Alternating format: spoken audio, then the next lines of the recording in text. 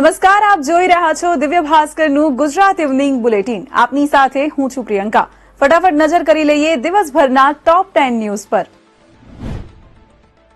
ગાંધીનગરમાં નોકરીની રજૂઆત કરવા આવેલા ઉમેદવારોની ટીંગાટોળી કરી અટકાયત કરવામાં આવી. ફોરેસ્ટ બીટગાર્ડના ઉમેદવારો આજે ભરતીની રજૂઆત કરવા આવ્યા હતા. તમામ ભરતી બોર્ડના અધિકારીઓને અમે હાથ જોડીને વિનંતી કરીએ છીએ કે સાહેબ તમે આવું વલણ ના અપનાવીને અમારા પ્રત્યે દયા ભાવના રાખી અને અમારી માંગણી સ્વીકારીએ છે.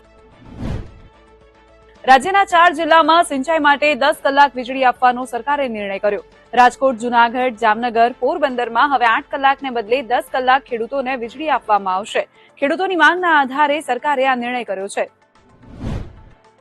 વેરાવળના આદરી ગામમાં લોક ડાયરામાં ભાજપ અને કોંગ્રેસના નેતાઓએ એકબીજા પર રૂપિયાનો વરસાદ કર્યો. ગૌશાળાના લાભાર્થે યોજાયેલા લોક ડાયરામાં કેબિનેટ મંત્રી જશાભાઈ બારડ અને જિલ્લા ભાજપ પ્રમુખ મહેન્દ્ર પીઠિયાએ એકબીજા પર નોટો ઉડાવી.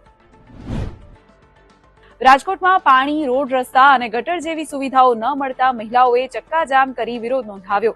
હદની માથાકૂટમાં વારંવાર રજૂઆત કરવા છતાં પ્રશ્નનું નિરાકરણ ન આવતા મહિલાઓ ઉગ્ર બની. અત્યાર સુધી એ લોકો એમ કહેતા હતા તમે કોર્પોરેટરમાં નથી આવતા, તમે રૂડામાં નથી આવતા, તમે મવામાં નથી આવતા, નથી કોર્પોરેશનમાં આવતા, તો અમે શું પાકિસ્તાનમાં જઈએ? સુરતમાં ખેલૈયાઓ વરસાદના વિઘ્ન વગર ગરબા રમી શકશે. આ વખતે તૈયાર કરાયો છે એવો ડોમ કે જેના પર પાણી કે આગની કોઈ જ અસર નહીં થાય. દેશનો આખો વિડીયો જોવા માટે ડાઉનલોડ કરો દિવ્ય ભાસ્કર એપ.